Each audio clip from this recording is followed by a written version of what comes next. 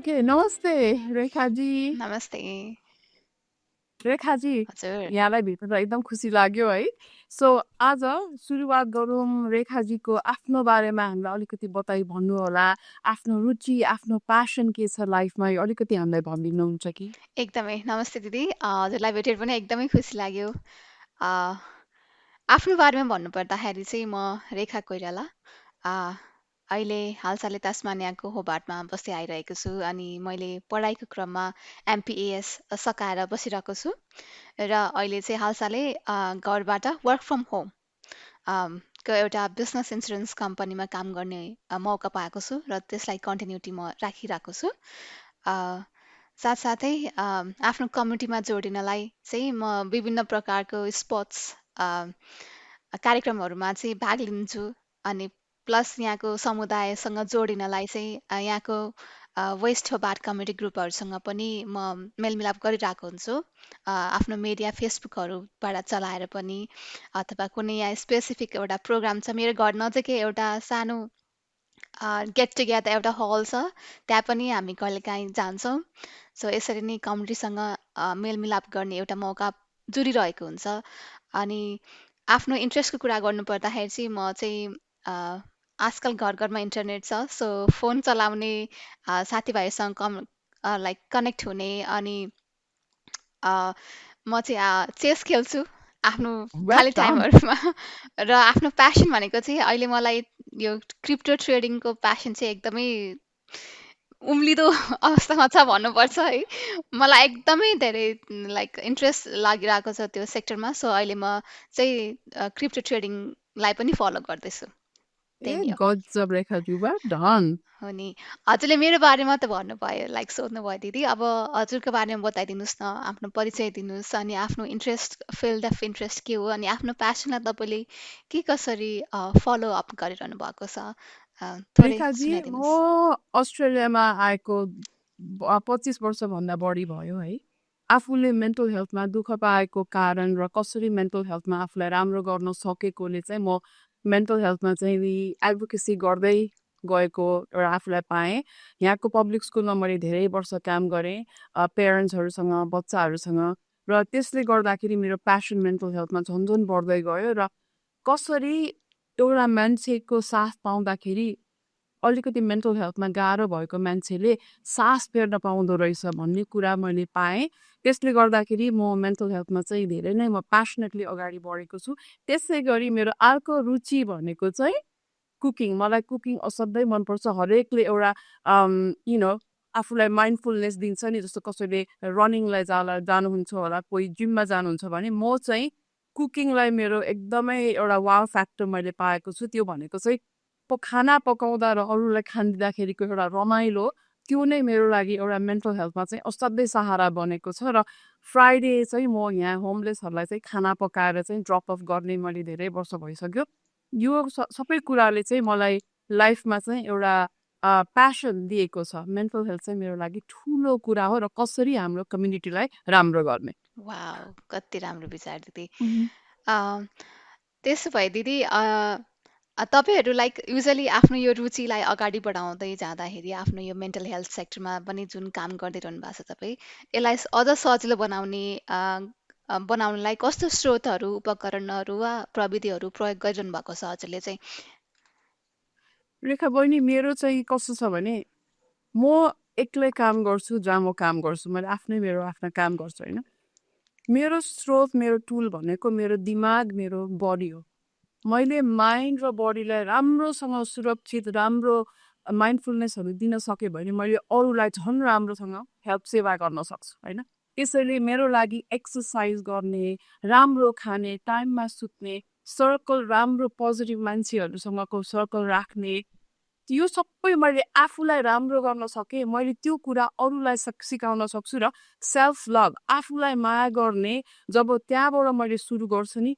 अरूलाई पनि कसरी यो मायाले चाहिँ मेन्टल हेल्थमा राम्रो गर्न सकिन्छ भनेर सिकाउन सक्छु जब मैले आफूमा गर्छु अरूलाई सिकाउन सकिन्छ होइन र मैले त्यही कारणले आफूलाई डिप्रेसनबाट मुक्ति गर्न सकेँ त्यसैले मेरो लागि टुल्स रिसोर्सेस भनेको आफूबाट सुरु हुन्छ राम्रो सुत्ने, राम्रो खाने, राम्रो सोचहरू ल्याउँदाखेरि धेरैलाई राम्रो हुन्छ। त्यो चाहिँ मेरो लागि एकदमै पावरफुल टुल्सहरू हो बाबा।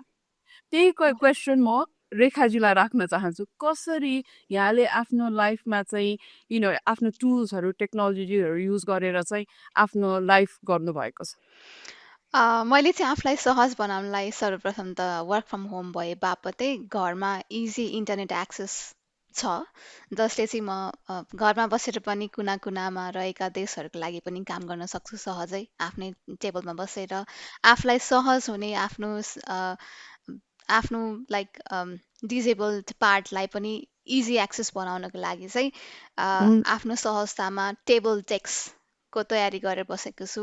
प्लस डेस्कटपहरू जसले चाहिँ आफ्नो आँखाहरू पनि नखाओस्, अनि स्क्रिनिङको लागि ब्लू स्क्रिन को लागि चाहिँ हाम्रो अहिले चस्मा पाइन्छ, त्यसले चाहिँ अझ हामीलाई सपोर्ट गर्छ।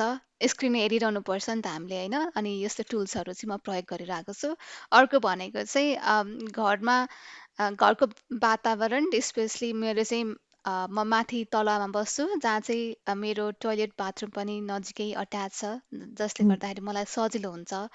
Of course. साथसाथै किचन त्यही फ्लोरमा भएपछि मैले त्यो धेरै तलमाथि गरिरहनु परेन, अझ मलाई सजिलो बनाउँछ। अनि म बिचमा स्ट्रेचिङ गर्ने, यताउता हिन्डुल गर्ने पनि गर्छु। र आफैमा हजुरको जस्तै लाइक आफैमा खुसी पाउनको लागि चाहिँ यस। म चाहिँ एकदमै बाहिर गएर रमाइलो गर्ने मान्छे भन्दा पनि आफैमा रमाइलोपन खोज्ने मान्छेमा चाहिँ पर्छु म पनि। सो घरैमा बसेर म आफै आफ्नो टाइम स्पेन्ड गर्ने, नोभल पढ्ने काम गर्छु, अनि त्यसले गर्दाखेरि मलाई अझ सहज बनाउँछ। यही हुन् मेरा उपकरणहरू चाहिँ। कस्तो राम्रो Rekha ji, well done, I'm so proud of you. Thank you दिदी। अम, अब यो छलफललाई अगाडि बढाउँदै गर्दाखेरि अझ धेरै मनमा उत्सुकताहरू आउँदो रहेछ, होइन? अझै प्रश्नहरू गर्न मन लाग्यो मलाई, सो मैले सुरु अफ गरेँ कोर्स दिदी। रेखाजी। अनि तपाईँले यो सबै काम गर्दा गर्दै तपाईँले आफ्नो जीवनलाई अझ राम्रो बनाउन र आफ्नो स्थानमा जुन वर्क फ्रम होम, लाइक हजुर आफ्नै घरबाट यस काम गर्नुहुन्छ, त्यसलाई अझ सुरक्षित स्थान बनाउन अनि आफ्नो घरमा काममा कस्तो के खालको परिवर्तन गर्नुभएको छ तपाईँले? रेखाजी, मैले पहिले पनि भने है, मेरो घर मेरो मन्दिर हो। मेरो दिमाग, मेरो जिउलाई मैले एकदम टक्सिसिटिजबाट टाढा राख्नुपर्छ। हजुर। डेन्जर जोन भनेको टक्सिक इन्भाइरोमेन्ट, टक्सिक मान्छेहरूबाट मैले आफूलाई एकदमै टाढा राख्दाखेरि मैले आफूलाई प्रोटेक्ट गर्न सक्छु। र म मेन्टल हेल्थमा काम गर्ने मान्छे, अरूलाई समाजसेवा गर्ने मान्छे भएको कारण दिमागमा मेरो कहिले पनि नेगेटिभ नआउनुको लागि मैले आफूलाई सुरक्षित राख्न एकदम जरुरी छ। त्यो भनेको जे कुरा मेरो लाइफमा सुहाउँदैन, म त्यो कुराहरूबाट टाढा बस्छु। जस्तो मलाई नराम्रो खाँदाखेरि मेरो जिउमा नराम्रो हुन्छ भने मैले त्यो खाना खान भएन।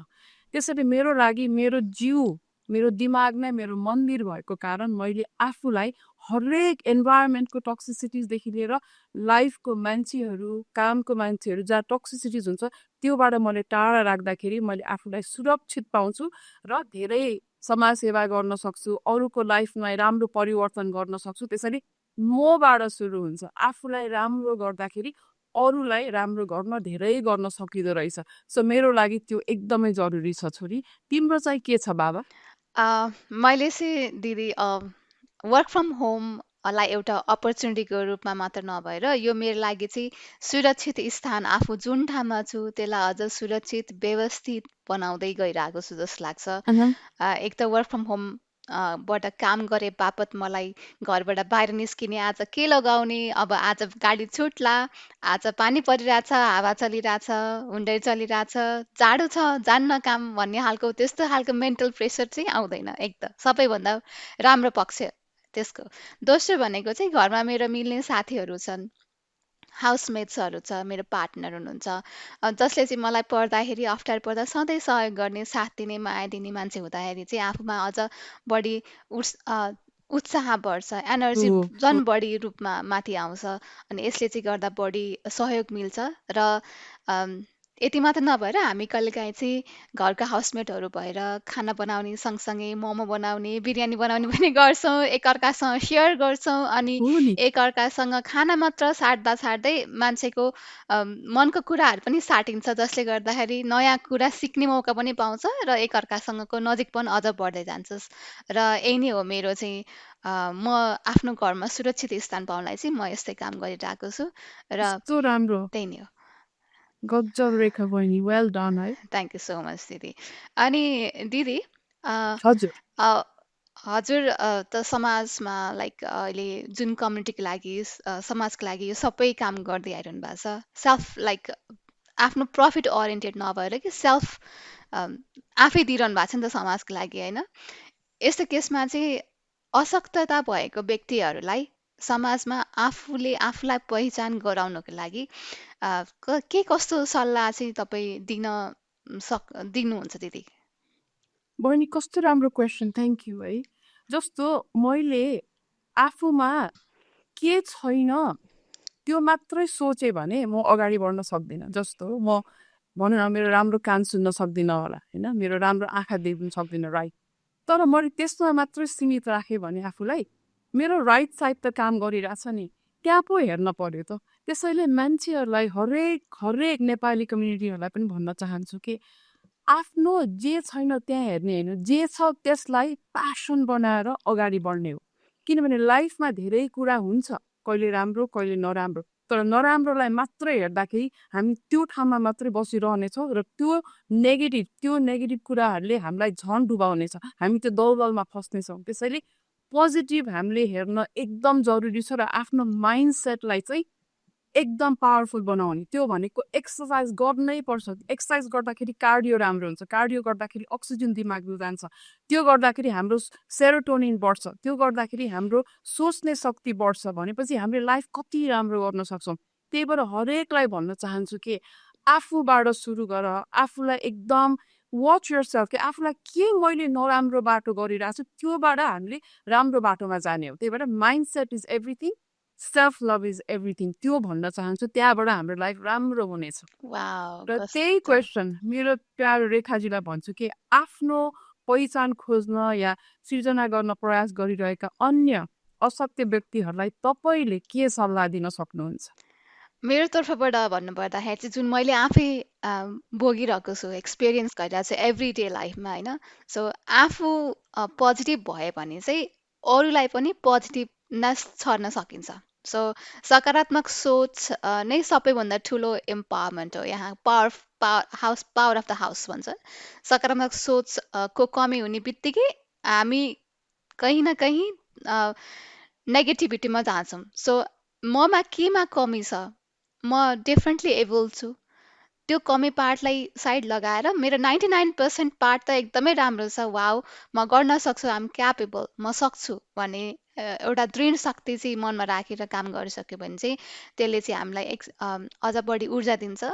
र मैले मैले गर्दाखेरि एउटा ठुलो होल कम्युनिटीले, पुरै कम्युनिटीले सुधार्न जरुरी छैन, तर मैले गर्दा एउटा कुनै व्यक्तिको जीवन बदलिन्छ भने त्यो चाहिँ मेरो लागि ठुलो उपलब्धि हुनेछ। त्यही भएर सकारात्मक सोच र आफू पनि अरूलाई केही गर्न सकौँ भनेर एउटा इक्जाम्पल सेट गर्न सक्यो भने चाहिँ सायद अब आउने कुनै पनि एक्स्ट्रा एबल्ड, अर्डिनरली एबल्ड हुनुहुन्छ उहाँहरूलाई चाहिँ सपोर्ट मिल्छ, साथ मिल्छ, र हामी जस्तो मान्छेहरू चाहिँ एज अ पिलर भएर बस्यो भने पनि कमिङ फ्युचर जेनेरेसनलाई अथवा हामी भन्दा हाम्रै भाइ दाजुभाइ दिदीबहिनीहरूलाई पनि सपोर्ट मिल्छ, सहयोग मिल्छ जस्तो लाग्छ, र कम्युनिटीलाई पनि अगाडि बढ्न धेरै हेल्प हुन्छ जस्तो लाग्छ। त्यही गजब हो दिदी। गजब, एक्ज्याक्टली, वेल डन छोरी है। यसै गरी हामी दुवैजनाले कम्युनिटीमा पोजिटिभ फैलाउन सकौँ, एकअर्काको मद्दत गर्न सकौँ र लाइफलाई राम्रो बनाएर एउटा इक्जाम्पल बन्न सकौँ। एकदमै दिदी। We are well trying our done. best, so let's do yes, this together. Thank you so absolutely. much for this opportunity. हामी दुवैजनालाई यहाँ ल्याइदिएर हाम्रो आफ्नो आफ्नो uh, आफ्नो कुराहरू राख्न पाएका छौँ। तपाईँलाई धेरै धेरै धन्यवाद। थ्याङ्क यू, नमस्ते।